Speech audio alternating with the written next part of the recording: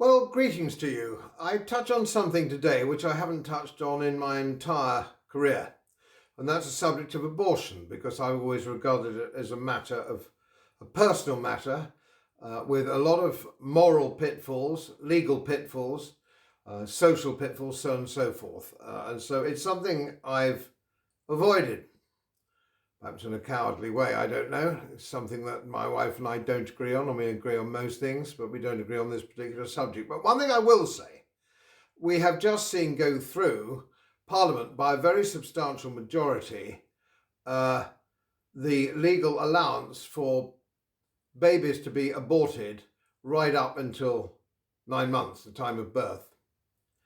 Now, this raises something which I can't ignore. This is a very serious moral dynamic. I'm not a Roman Catholic. I don't come this particularly from a religious standpoint, but from a humanist standpoint, if you will, and a moral dynamic, regardless of your background religiously.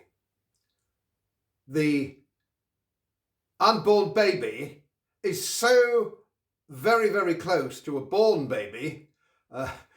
So a 2-week-old baby looks almost exactly the same and is almost exactly the same as an unborn baby of 8 months, or 8 and a bit months.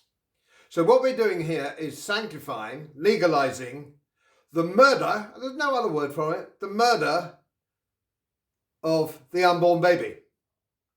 And I would argue this is an unbelievably slippery slope indeed.